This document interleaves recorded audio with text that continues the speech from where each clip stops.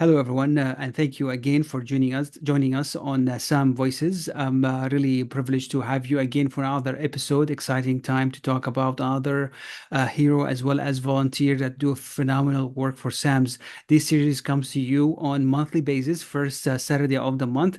And today I'm really privileged to do Dr. Abrar Qureshi, who is the Chief of Dermatology at Brown University. Dr. Qureshi, thanks so much for being with us. Really a pleasure, Shadi. Yeah. So let's start by telling us who you are, what you have done, and what you do now in your day-to-day activity. Well, I'm usually described as a father of five. My wife likes to call me the husband of Laura, which is how I'm addressed usually at the various occasions and get-togethers in the community. Mhm. I chair the Department of Dermatology at Brown University. I'm a teacher, an academic.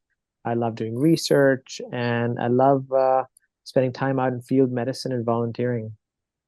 Thank you. I mean, again, great achievement and really privileged again to be with us. So again, let's talk about SAMS, right? You have done a lot of projects for SAMS, which is Syrian American Medical Society.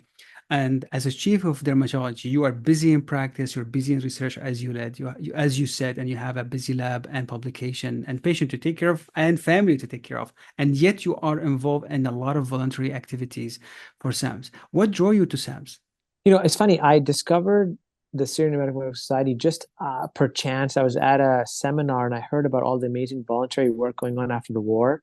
Um, War started back in 2011, 2012, but I learned about SAM probably a few years later. And I was blown away by the incredible work that SAMS had just put together. It was almost unreal. My first question at that seminar was, I would love to volunteer. I do a lot of field medicine. But when I arrive there, can I get started on working, or do I have to go and find and explore and think about what to do?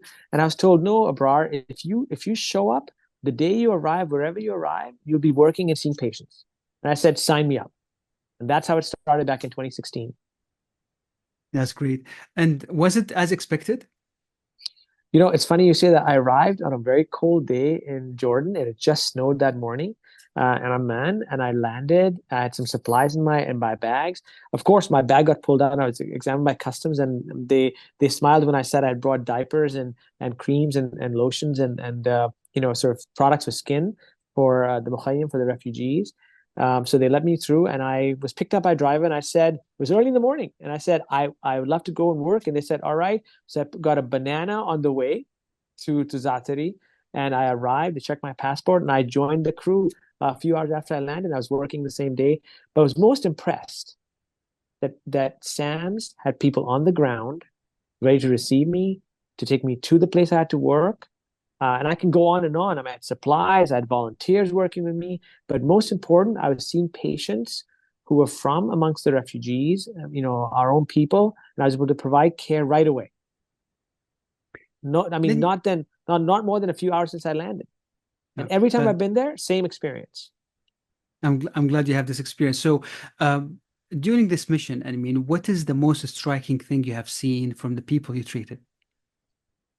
I've seen, so much. The first mission was very emotional. We got some debriefing on how to behave with the people in the camps. We couldn't promise certain things, couldn't give gifts. We learned all those things along the way. But probably the most striking lesson I learned was one of the debriefers taught us. They said, imagine you had to leave your home in less than a few minutes, and you could gather whatever belongings you wanted. What would you take with you? So that was my first introduction to the camps. And all of us got the answer wrong. Some people said water, food, of course, children, medicines. But the most important thing you had to take with you was documentation of who you were. I mean, the most important thing I learned with working with our refugees, and displaced people in these camps is, what is your identity? Who are you? Right? What brought you to the camp? Um, the story that always I remember, the first maybe 2 days we were there, it was freezing cold in the camps. We're working in these metal containers. Now, SAMS had set up a clinic in the Arab Medical Relief camp at the time. And I saw this woman. She was probably, in her 60s or 70s. And she came in, and I thought, I said, how are you doing? My Arabic wasn't that good. I had one of the mutarjim with me who helped me. And she said, I said, why are you here? I'm Dr. Jaldia, with the skin disease person. How can I help? She said, I don't have anything. I'm totally fine. I don't have a rash. I'm totally fine. I just wanted to meet somebody. I wanted human Oh, contact with someone from outside. I wanted someone to talk to me, hear my story. That's it. that's I mean, that's that blew us away. absolutely like a human being listening to a human being. That's all Human they being, want. just Yeah. human contact. I have no skin problems. Alhamdulillah, I'm well. I'm totally healthy. But I want to talk to somebody from outside, hear some news of the world, and to meet me and see who I am. Yeah. I've lost everything, my family. Sometimes maybe, maybe I will die. Maybe God will take me away. But I'm happy to be alive, help people around me. I wanted to meet somebody. So that alone blew us all away. I mean, my whole team working with me blew me away. That's very very touching and very sincere. So, Dr. Qureshi, you mentioned you went. This is your first impression. So, sounds like you went multiple times. Yeah, I went a few times, so several times. It's funny. We have a good group of people.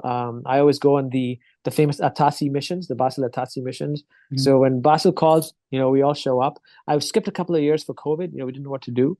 But we're going back again. This January, and we are saying usually within the group is we come in with heavy bags, we leave with heavy hearts. Every single time. We meet a lot of people, we learn a lot.